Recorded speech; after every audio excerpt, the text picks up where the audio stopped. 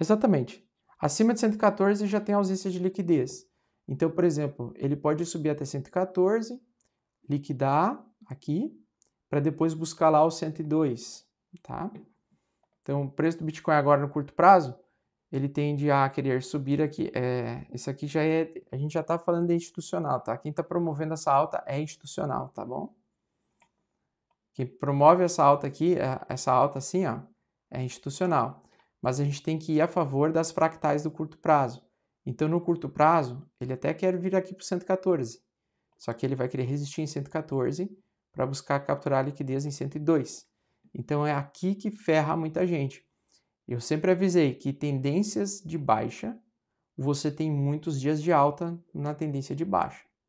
Então, ele sempre faz pullback para continuar. É uma onda muito mais difícil do que uma onda de alta, tá? É igual aqui, ó. Fez pullback para continuar caindo, pullback para continuar caindo. Então ele dá vários falsos sinais, tá? Então é isso que vocês têm que tomar um pouco de cuidado. Que setembro e outubro não tende a ser um mês fácil de vai voltar a subir assim rapidamente. Pode acontecer, mas, né? Olhando assim, a gente tem que tomar um pouquinho de cuidado, tá? Olhando assim ainda está muito curta a tendência, né? E longo prazo ainda se mantém estruturalmente a mesma coisa, tendência de alta ainda, né? Aqui ele ainda está mantendo estruturalmente a mesma tendência, né? De alta. A média 20 está segurando aqui. Só que essa semana, né, dá para ver claramente que vai ser uma semana que vai querer fazer isso daí, vai querer prender mais um pouquinho de gente aqui. É complicado, né? Ele vai liquidar agora os apostadores de baixo dessa barra aqui ou dar um sustinho neles. Vai querer vir para cá, tá?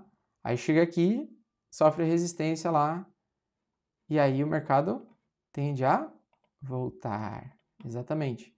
Tá? E é justamente nessa volta que talvez venha aquela queda um pouco mais brutal. Então tomar um pouquinho de cuidado. Não se empolgar demais. E também assim, ó, caso essa análise esteja errada, né, e ele segurar suporte para continuar subindo, sempre bom tu ter aqueles 20% dentro do mercado, tá? Os 20% do mercado. Outra coisa, né? O Bitcoin está com risco de correção mais forte. Mas o Ethereum, entre tu comprar em $4.200 e $3.500, não é tanta diferença assim. Já vi ser mais diferente, né? Mas por enquanto não tem isso, tá? Certo? Vamos dar uma olhada aqui no geral. Então, Ethereum. Tá? Sombra compradora aqui, ele vai querer tentar puxar novamente para cá. Tá? Vai querer vir para cá, para cima, liquidar os apostadores de baixa. Ele fica nessa movimentação de onda ainda aí. Qual é o grande detalhe aqui? Por que eu acho que o Ethereum e o Bitcoin vão ter mais quedas? Porque eles não entraram em região de sobrevenda no gráfico de 4 horas nessa tendência de alta. Então, tanto o Bitcoin quanto o Ethereum, na minha opinião, estão subindo para cair mais no médio prazo, tá? Eles estão tentando evoluir a tendência de curtíssimo prazo para a tendência diária e, na minha opinião, essa alta é um pullback para tentar né, prender mais pessoas ainda em 114, depois leva o preço lá para 98, o pessoal que ficou preso em 114 fica apavorado, né? A gente está na fase do arame farpado. E a fase do arame farpado, quem ganha é o smart money, né? Ele fica provocando esses movimentos, aí a pessoa hoje entra, amanhã o mercado continua subindo, depois de amanhã o mercado cai forte, e daí o cara fica preso de novo. Tá? Então o smart money está controlando isso aí. Ele está fazendo joguinho de cera aqui. Tá? É isso.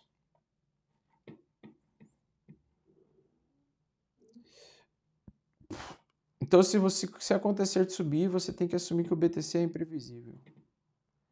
Mas eu nunca falei que o Bitcoin não é previsível.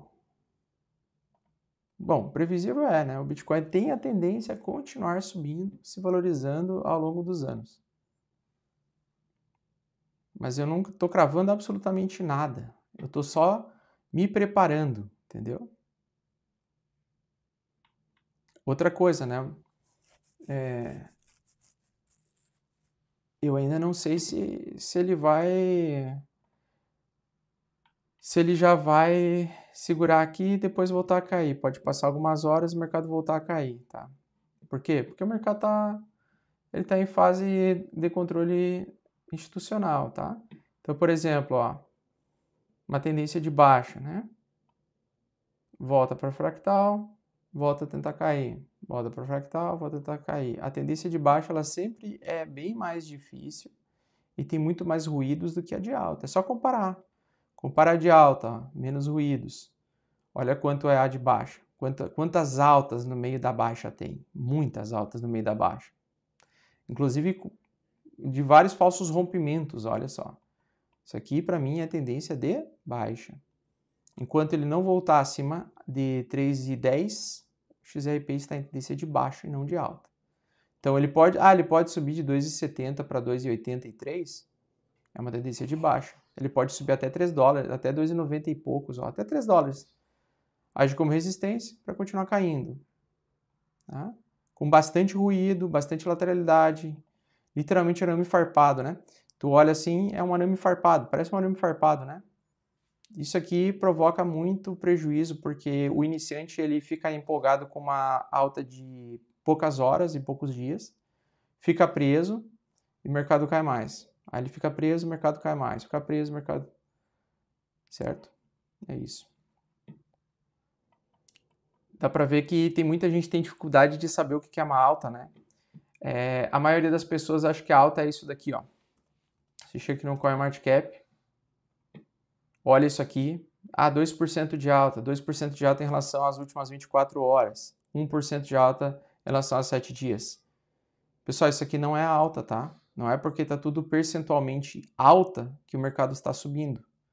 O mercado, aqui, isso aqui é só um sinal de que o preço está 2% mais alto do que o valor na mesma hora ontem. Então, às 11 horas da manhã, no dia de 1º de setembro, às 11 da manhã, tá? O mercado está exatamente 2% acima do que às 11 horas da manhã do dia anterior. Isso aqui não é uma tendência de alta. Isso aqui não mostra para nós se o ativo está indo em uma direção de alta ou de baixa. Isso aqui é apenas um percentual. E eles colocam assim, ó, verde e vermelho, justamente para as pessoas novatas, iniciantes, né, que estão tentando fazer trade, elas achar, não, o mercado agora está alta. Não está em alta. O mercado não está... O Bitcoin não está em alta, a XRP também não está em alta, tá? O Ethereum está, desde julho, caindo. Então, ele em julho estava em 3,61. Ele caiu até 2,77. Ele subiu até 3,34. Ele voltou para 3,60? Não.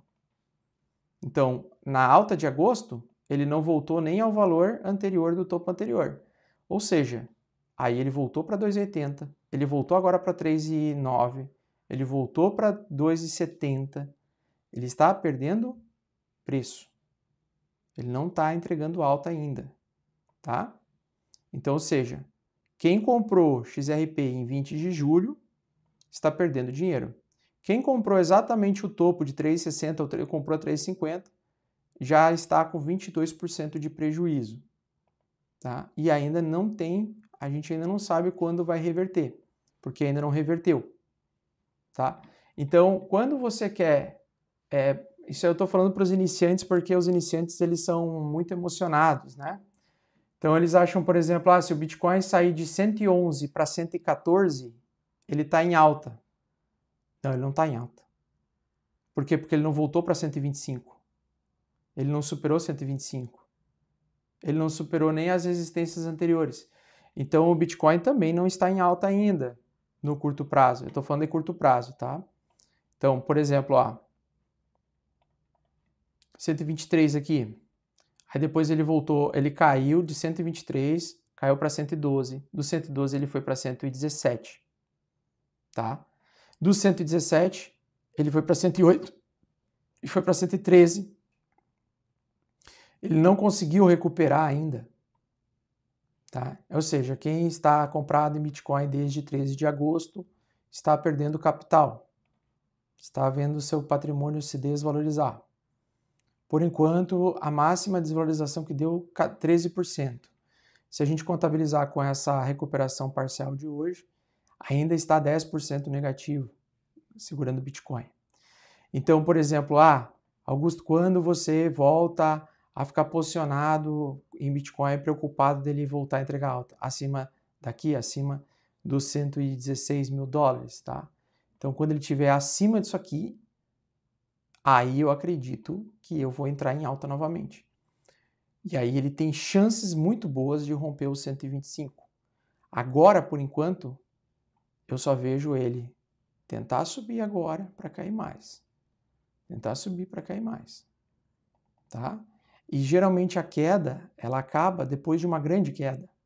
Então, por exemplo, ele teve uma grande queda, semana passada ele teve assim, uma queda já legalzinha, que foi essa aqui, 113 até 107, tá? Que pode ser o fundo, pode ser que seja o fundo mesmo, pode ser. Mas eu não vejo fundo porque eu não vejo o volume fora do normal. Diferente desse fundo aqui que fez, eu vi um volume fora do normal fazendo fundo. Aqui, nessa queda, eu não vi ainda volume fora do normal.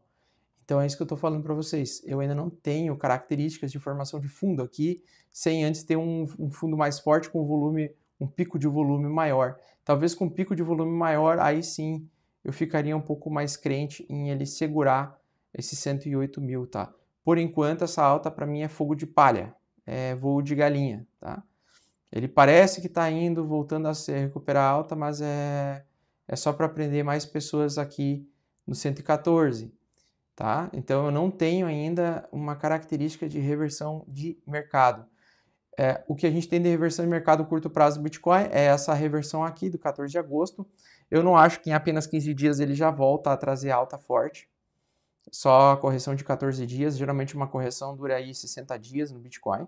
Então se ele passasse só 15 dias e já começasse a voltar a subir, eu acharia muito estranho. Você acreditaria que ele continuaria subindo muito forte, mas na verdade não, tá? É normal, tá? É normal esse tipo de pullback.